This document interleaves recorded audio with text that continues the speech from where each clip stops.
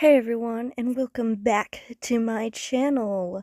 Today we are going to be making a new doll, using this Monster High Gen 3 Clawed Wolf doll. I actually really love this doll, and I chose him because of his skin tone, and I really like he has like the right nose shape for the character I'm making. Also he's shorter than the Gen 1 Monster High dolls, and I really wanted this character to be shorter in the group.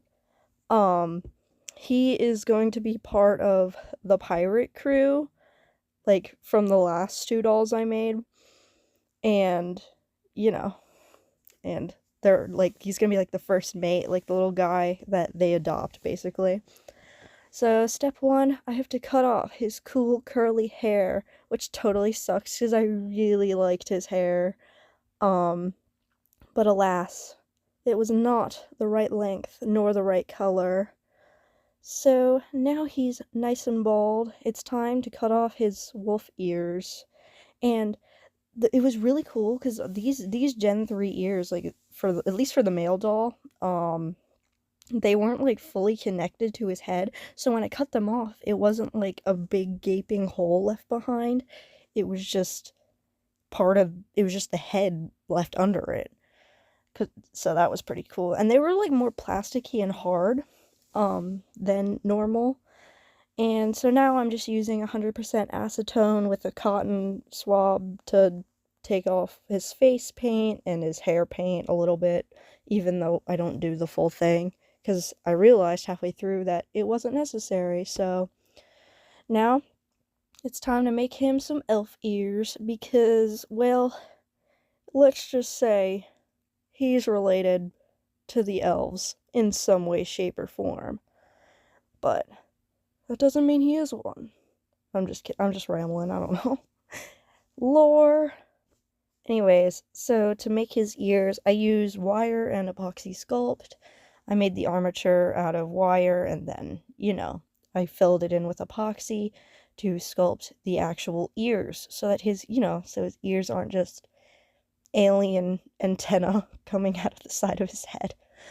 Um, and obviously for the epoxy, it's two parts and you have to mix equal parts together, which I didn't really show in this video, but it's kind of important. um this character is also, he's kind of like an alchemist, like scientist kind of guy, kind of character. So you'll see later, but I'm gonna make him like potion vials and a cool magical spell book. So now we're starting on his beautiful long green hair. I really wanted him to have long flowing hair to further push the idea that he's like, he kind of got like left to his own devices and like in the wild. So, he never cut his hair. And when left to his own devices, he became like he discovered the art of alchemy and all this other stuff. So I rerouted his hair, and now I'm putting glue in his head to, to stick all the hair plugs in place so they don't fall out later.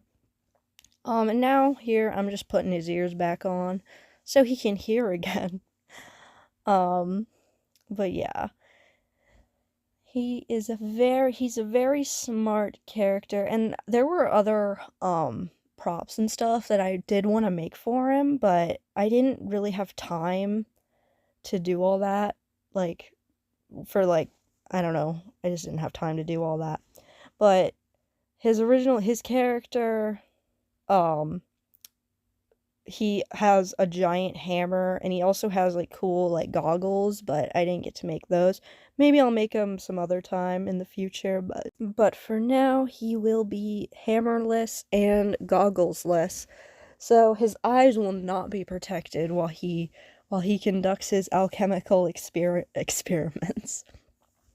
Um right now you can see me struggling to put his head back on, but eventually I did get it on.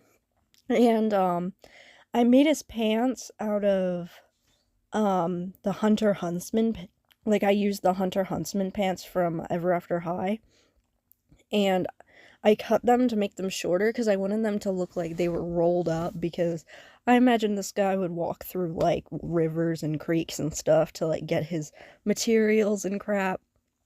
And you know, I'm first step one of making rolled up pants.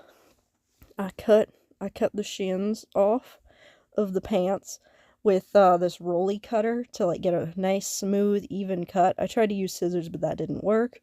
Um then I cut up those bottom parts of the pants that I cut off.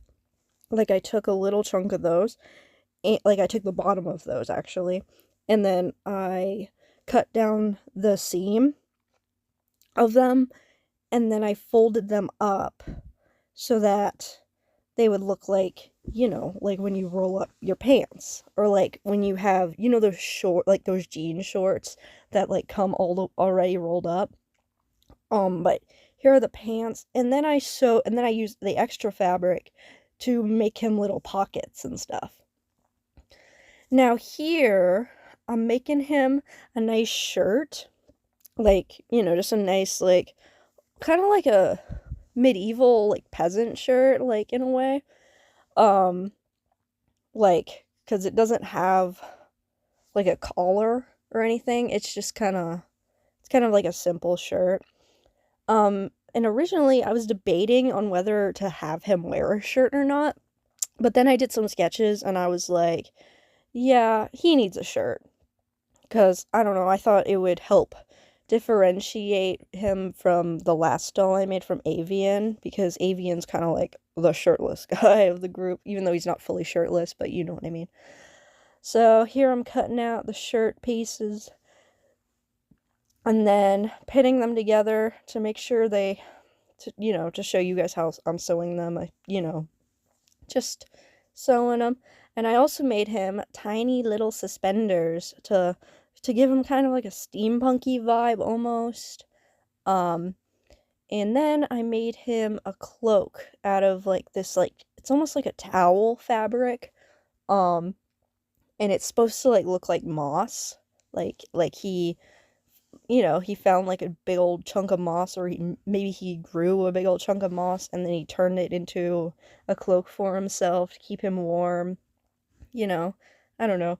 I was kind of going for like an over the garden wall kind of vibe with his outfit, because that's it's just what he reminds me of. Like he would almost be like that kind of, like he'd almost fit in that kind of world, but not really. Um and I sewed a little button clasp onto his cloak so that it'll, stay on him by itself. And I found these tiny little potion vials at Joann's. They're the Ideology little things, and their corks come out so you can fill them with things. So I filled 3 bottles with glue, and then I mixed the glue with paint, and then I stuck the cork back in before the glue dried. And so far the glue is still liquidy in there, so it looks like it moves around and stuff, like the potion, like it's actual potions in there and crap. But here you can see me mixing up the paint with the sticks. And I end up making a pink one, a green one, and a blue one. I know, Powerpuff Girls colors. And they look rather nice in my opinion. Later I'll strap them to a belt for him, but we'll get to that later. I don't know exactly what potions they would be, but I don't know. I think they're definitely special concoctions that he made, and I'm so sorry that I am out of frame for this whole segment of me painting his ears to skin matching the color. It was really hard. Like it wasn't really super hard, but it was like every time the paint would dry, like the paint matching would never work. Like it was always a little off. But now I'm painting like scars all over his legs because I feel like he's the type of guy that would like run through the forest and like get his legs all scratched up, you know, like just a real scamp. Um and I also painted little scars on his feet too, like his whole bottoms of his feet are like all scarred up because, you know, he's running through the woods barefoot because he doesn't have shoes. And here I'm blushing his face, but I do change the color of the blush because it was like a little too dark in my opinion. Um, maybe it doesn't look super bad in the footage, but in real life it was like way too dark. Um, so I lightened it a bit. And yeah, and I really like this doll's face. Like I think this is one of the best doll faces I've done like ever. Um but I also added some color to his lips so that, you know, they don't match the color of his skin. And I added a little bit of shading to his elbows, but then I gave up on that because, well, his elbows will not be visible because he has a long sleeve shirt and a cloak.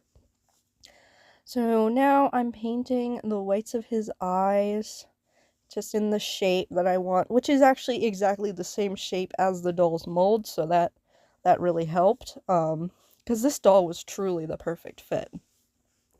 Um, and then I'm going to paint in his eyebrows with, like, the best paint match color I could get to his hair, and I think they look rather striking on his face, because, you know, they're so light compared to his skin. Um, yeah, it's cool. And then, after this, I'm gonna paint his irises, I think, like a nice green color. Because he has green eyes like leaves, because he is an earth god. Because, you know, because he was made by the gods, but then he was left out and he was left on his own, basically, to fend for himself. And that's why he's not like super duper like fancy and stuff, because, you know, he had to go out into the world and survive on his own for most of his life until he joined the pirate crew with, you know, the other ones. And now I'm painting little leaves on his cheeks, because that's like what he has, because, you know, little leaves, very cute. Thought it would make him look more festive, I guess. And now we're painting his his pupils in, not his irises, his pupils in, so that his eyes don't look like such a cloudy abyss, I guess. And adding some eye shines to bring some life into his eyes. And now, finally, I'm using my paint pen to give him his eyeliner. No, just kidding. His face details so that, you know, it's more obvious. I don't know. I just like doing line art, basically. I'm definitely very much so a line art artist. And I also do this to his lips to draw in his expression. And I think it really brings him to life as a character. And I also give him his body tattoos from when he was made in a laboratory. I give him his number is 8961 because he is the 8th one made. And I don't know, I have a whole nerd thing for the numbers, but basically, yeah, he's the 8th one made. And that's why there's an 8 at the beginning. And then I give him all the symbols of the gods on his body, because they get put on them when they're made in the labs, basically.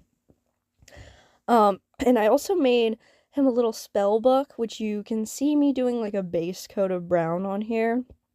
But I don't show the rest of the paint job for some reason. I didn't film that. But basically I made this little book using Delightful's tiny book making technique. And from like years ago, I'll link the video in the description. But basically you just cut out a bunch of little pieces of paper in the size you want the book to be. And then I'll let you like clip them all together and then glue like one side of them to be the spine. And then you glue like pieces of cardboard or cardstock. No, not cardstock. I don't know, or mat board. I think that's what she said, mat board. And then you just, that becomes the cover, and then you can cover it in paper or fabric. And I covered it in paper, and then I sculpted the cover, like the wood texture onto the cover. And here I'm making his belt out of this like faux leather like strip thing that I have. It's the same thing I made his suspenders out of.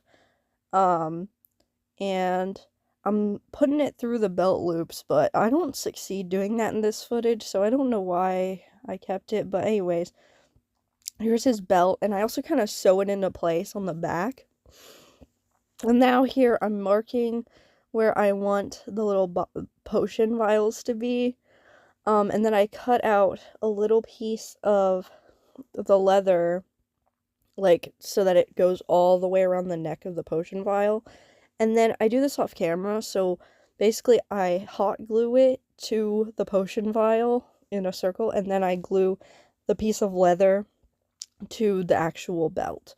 Because sewing this like faux leather stuff is such a pain in the butt, because it's like really hard to it's so hard, and the needle can't go through it. And then finally, here's the painted book. I added like a dry brushed green on it to look like moss. And here's the belt. And I also put Mod Podge on his face and the little purple thing on the book. And here's the finished doll with his hair cut, and here he is with his cloak on. And he is ready to go out adventuring in the woods. I hope you liked this video. If you liked it, leave a like and subscribe if you want to. Adios, amigos.